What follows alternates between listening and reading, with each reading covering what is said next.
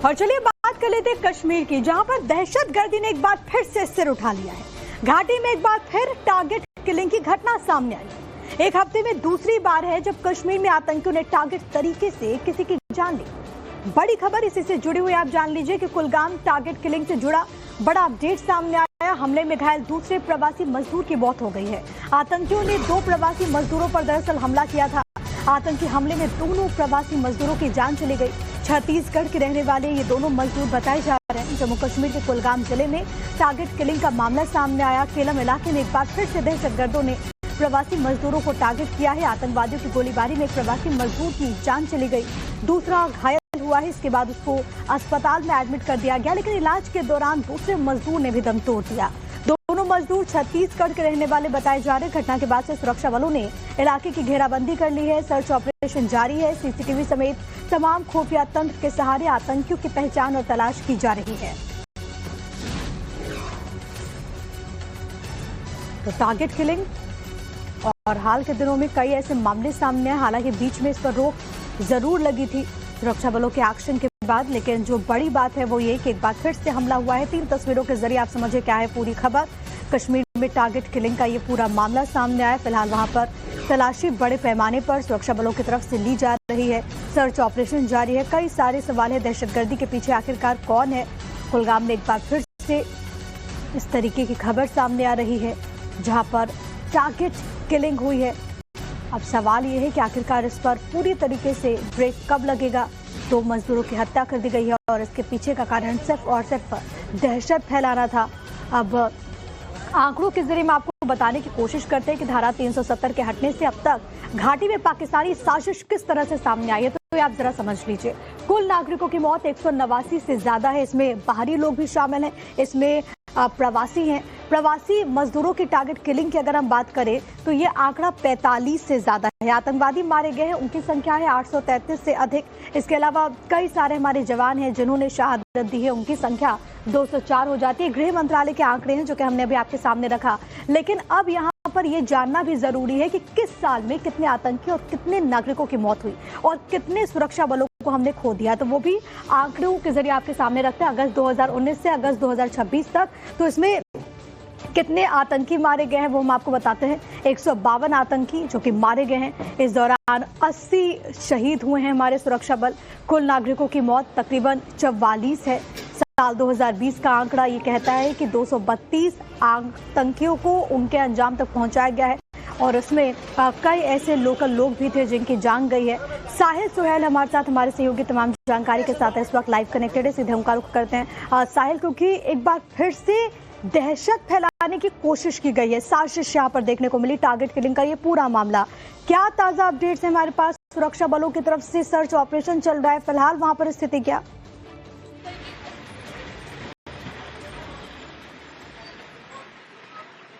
देखिए, इस आतंकी हमले के फौरन बाद सुरक्षा एजेंसियों ने पूरे इलाके को कॉर्डन ऑफ किया है और अंदर जो है एक तलाशी अभियान लगातार चलाया जा रहा है।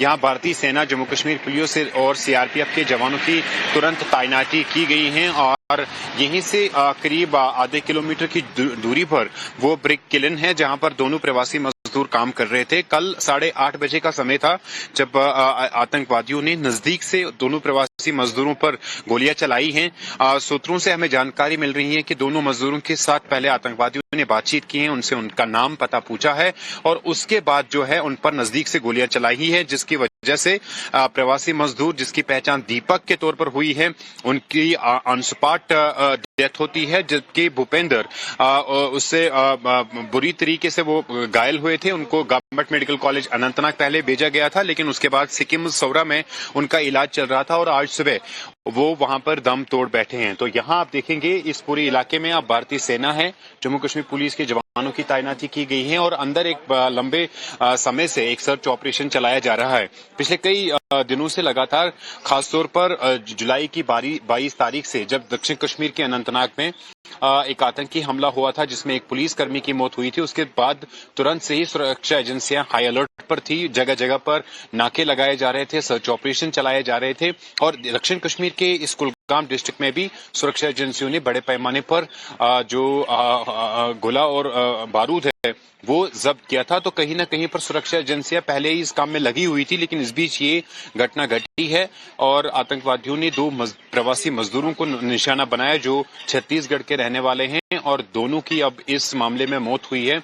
और अब लंबे समय से इस पूरे इलाके में एक सर्च ऑपरेशन चलाया जा रहा है और यहाँ जो इलाका है यहाँ पर भारतीय सेना, जम्मू कश्मीर पुलिस और तमाम सुरक्षा एजेंसियां लगी हुई है। सीसीटीवी फुटेज को फिलहाल खंगाला जा रहा है और कोशिश की जा रही है कि जो आतंकवादी है उनको तुरंत से आइडेंटिफाई किया जाए और उनको ट्रैक किया जाए।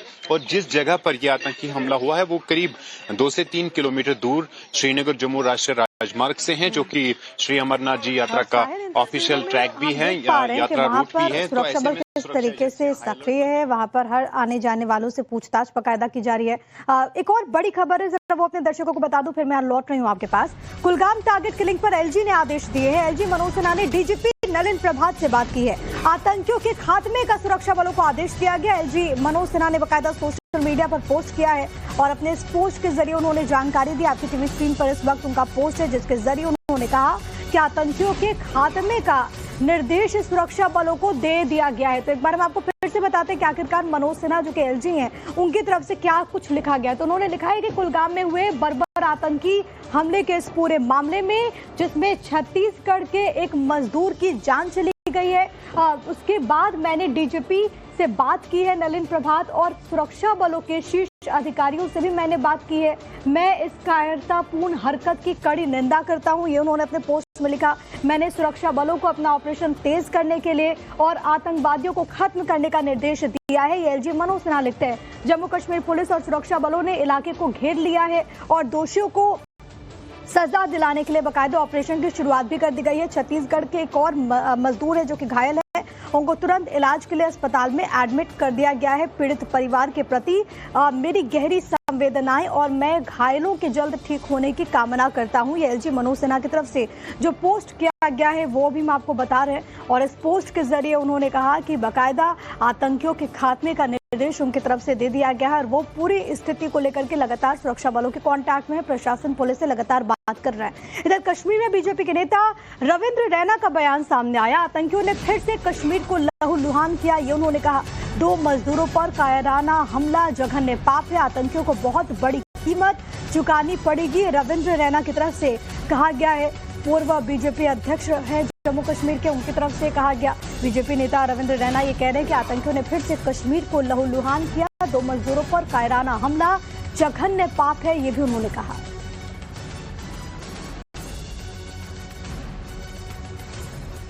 तो आतंकियों को बहुत बड़ी कीमत चुकानी पड़ेगी, ये रविंद्र रैना की तरफ से कहा गया है। फिलहाल ताजा अपडेट्स ये भी है कि सर्च ऑपरेशन जो कि वहां पर तेज कर दिया गया है सुरक्षा बलों की तरफ से, क्योंकि आप सोचिए कि 2 मजदूरों को किस तरीके से टारगेट किया जाता है। और हाल के दिनों में अगर आप देखेंगे तो टारगेट किलिंग की घटनाओं पर थोड़ा ब्रेक जरूर लगा था, लेकिन एक बार फिर से ऐसे मामले का सामने आना भी सवालों को जन्म देता है।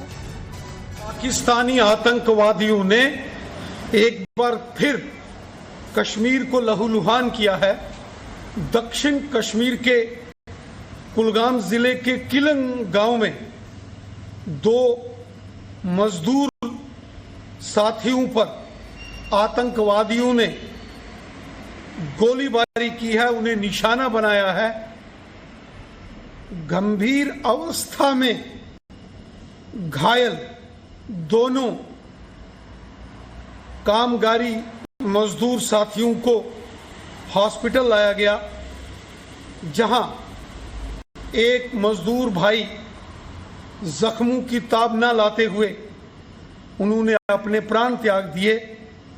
दूसरे गंभीर अवस्था में हॉस्पिटल में उन्हें एडमिट किया गया है।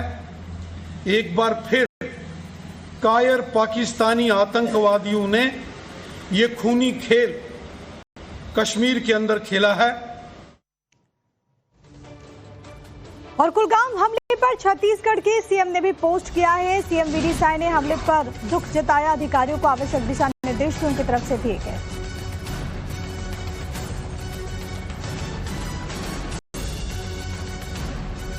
साहिल हमारे साथ, हमारे सहयोगी लगातार बने हुए हैं। साहिल, क्योंकि एक बड़ी घटना है, लेकिन इन सबके बीच अब सवाल ये है कि आखिरकार टारगेट किलिंग को रोकने के लिए क्या कॉन्क्रीट प्लान है, अब आगे किस तरीके से बढ़ा जाएगा, क्या जानकारी सामने आ रही है?